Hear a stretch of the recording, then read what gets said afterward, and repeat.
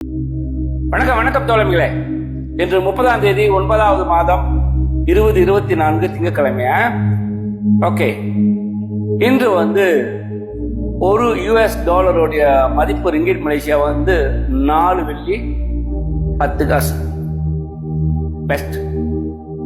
Okay, நிறைய பேர் என்ன கேட்ட கேள்வி என்ன, மாஸ்டர் இது சரியான தருணமா நாம டாலரை வாங்கி வச்சுக்கிறது அப்படின்னு சொல்லிட்டு. அதற்கு முன்பாக நான் உங்களிடத்துல என்னுடைய வாழ்த்துக்களை தெரிவித்துக் கொள்கின்றேன்.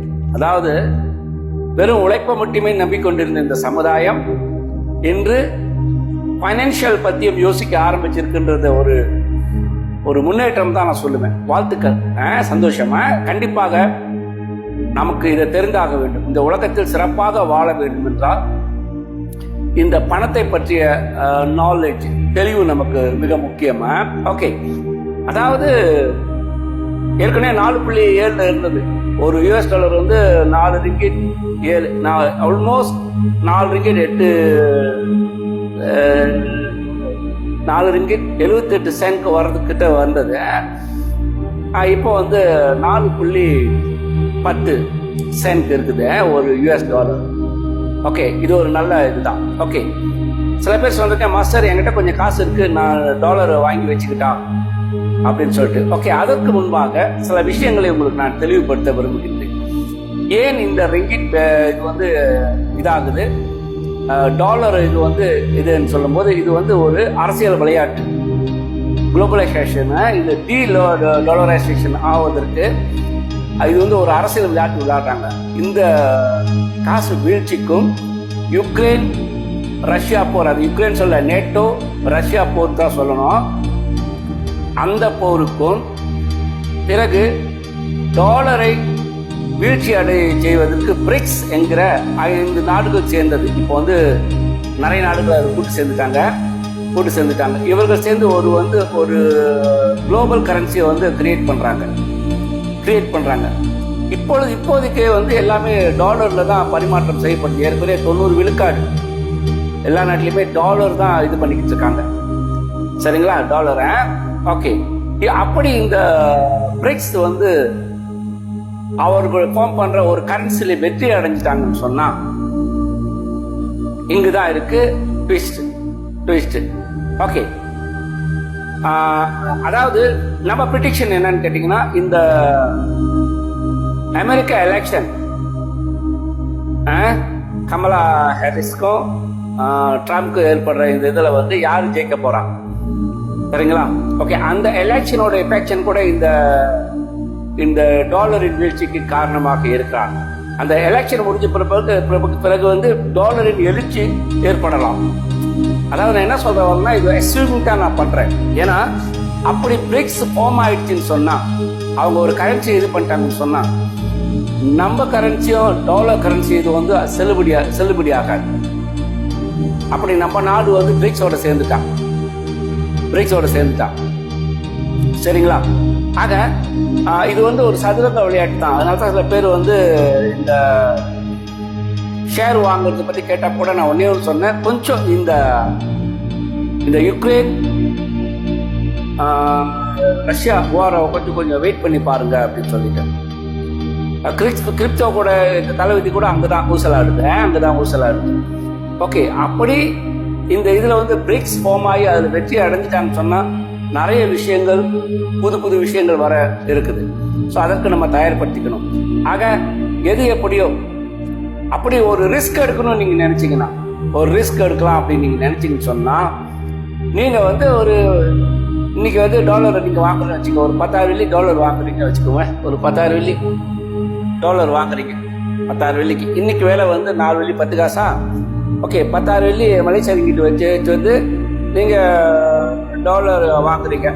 அப்போ உங்களுக்கு $2,439 2 காசு கிடைக்கும். ஓகே, அப்படி இன்கேஸ் இந்த எலெக்ஷனுக்கு பிற்பாடு, அமெரிக்கா எலெக்ஷன் பிற்பாடு யாரோ வென்று, ட்ரம்போ அல்லது கமலா ஹாரிஸோ வென்று வந்தால், அப்படி மறுபடியும் 4 வெள்ளி 7 காசுக்கு அது இன்க்ரீஸ் ஆச்சுன்னு சொன்னா, 4 வெள்ளி 78 காசுன்னு வச்சுக்கோமா, இன்க்ரீஸ் ஆச்சுன்னு சொன்னா உங்களோட ப்ராஃபிட் வந்து ஏறக்குறைய இந்த ஒரு மாசத்துல, ஒரு 2 மாசத்துல வந்து 10,000 வெள்ளி நீங்க மாத்திருந்தா 1658 வெள்ளி உங்களோட ப்ராஃபிட் அமையும். இன்கேஸ் இது நடந்ததுதான்.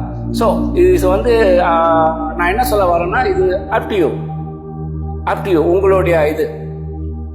எதை செய்வதாக இருந்தாலும் கொஞ்சம் யோசிச்சு செய்யுங்க. ரிஸ்க் எடுக்கிறதா இருந்தால் கிடையாது. 10,000 வெள்ளி போட்டிங்கன்னா ஒரு 2 மாசத்துல வந்து ஒரு 1600 வெள்ளி நீங்க பார்க்கலாம் ஜஸ்ட் கரன்சி எக்ஸ்சேஞ்சில். ஆனால் ஒரு தெளிவு வந்துருக்கு, ரொம்ப சந்தோஷமா இருக்கு. ஏன்னா அடுத்தவங்க நிறைய பேர் யங்ஸ்டர்ஸ் அடிச்சிருக்கீங்க, எனக்கு கால் பண்ணி கேட்டிருக்கீங்க அப்படின்னு. If you want to try, go ahead. இது 100% இது சரியா தான் வருமா? Nobody can assume. ஏன்னா பிரிக்ஸ் ஸ்ட்ராங்காக வந்துகிட்டு இருக்காங்க. இந்தாண்ட அமெரிக்காவும் அந்த டாலரைசேஷனுக்கு வந்து அவங்க வந்து அவ்வளோ ஸ்ட்ராங்காக விட்டு கொடுக்க போகிறதும் இல்லை. சரியா? ஆக 50-50 தான் இருக்குது. இது ஒரு ரிஸ்க் எடுக்க நீங்கள் தயாராக இருந்தால் கேரியும். பிஸ்னஸ்னாவே ரிஸ்க் தான். அப்படி நீங்கள் தயாராக இருந்தால் கேரியான். இல்லைன்னு சொன்னால் அதை இது. இப்போ என்ன எடுத்துக்கிட்டீங்கன்னா, நான் கோல்க்கு போயிடுவேன். பிரிக்ஸ் ஜெயிச்சாலும் சரி, US டாலர் ஜெயிச்சாலும் சரி, கோல் என்னை பொறுத்த வரைக்கும் அது சேஃப். அந்த கோல் கூட நான் வந்து இதாக வாங்கி ஒரு கம்பெனியில் நான் வாங்க மாட்டேன். நான் நேரடியாக பேங்க்லேயே போய் எவ்வளோ கோல் இருக்கோ அதை நான் வாங்கிக்குவேன். இது என்னுடைய ஸ்டாண்டு. சரிங்களா? ஆனால் உங்களுடைய ஸ்டாண்டு எங்கே இருக்குன்னு நீங்கள் பார்த்துக்கங்க. ஏன்னா போன வருஷம் நான் வந்து 300 வெள்ளிக்கு கோல்டு ஏற வாய்ப்பு இருக்குன்னு சொன்ன கூட ரொம்ப பேர் நம்பலை. ஆனால் சீனர்கள், சீக்கியர்கள் இதில் நிறைய பலன் அடைஞ்சாங்க. நிறைய நன்றி சொன்னாங்க, என்னை வந்து பார்த்தாங்க. சில பேர் பரிசுகளும் வாங்கிட்டு வந்து கொடுத்தாங்க. நன்றி அவர்களுக்கு. அதே மாதிரி இந்த கோல்டோட விலை 500 ரிங்கிட்டை தொடுவதற்கான வாய்ப்புகளும் பிரகாசமாக இருக்கிறது. ஏன்னா US டாலரா இருந்தாலும் சரி, பிரிக்ஸா இருந்தாலும் சரி, யார் வின் பண்ணாலும் கோல்ட் வில் ரிமைன்ஸ் தேர். சரிங்களா? இது என்னுடைய ஸ்டாண்ட். உங்களுடைய ஸ்டாண்ட் என்ன இருக்குன்றதை நீங்க முடிவு எடுத்துக்கோங்க. ஆக உங்க முடிவு உங்கள் கையில் தான்.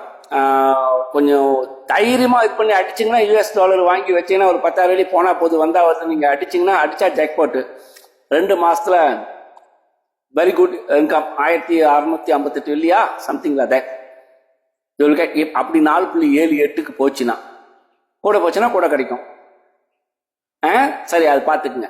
ஆக ஆன்மீகம் என்பது 3 வகையில் இருக்க வேண்டும். நான் எப்பொழுது சொல்றேன் இல்லைங்களா? அதாவது ஆரோக்கியத்தில் தெளிவு வேண்டும், மனநலத்தில் தெளிவு வேண்டும், பொருளாதாரத்திலும் தெளிவு வேண்டும். இது 3 இருந்துட்டா இப்போ இந்த வாழ்க்கை வந்து சிறப்பாக இருக்கும். அதாவது இது எப்படி சொல்லலாம்னு கேட்டீங்கன்னா, எந்த ஞானமா இருந்தாலும் என்னை பொறுத்தவரை இப்பொழுது வாழ்ந்து கொண்டிருக்கும் வாழ்க்கைக்கு அது நமக்கு உதவியாக இருக்க வேண்டும். ஒருத்தனுக்கு தாகங்க, உயிர் போற தாகம் அவனுக்கு தண்ணீர் தேவை. அவனுக்கு தண்ணீர் கொடுத்து காப்பாற்றலாம். அப்பொழுது காப்பாற்றாத அந்த தண்ணீர் அவன் இறந்த பிறகு அவனுக்கு பால் தேனு வச்சுட்டு என்ன பண்ணியும்.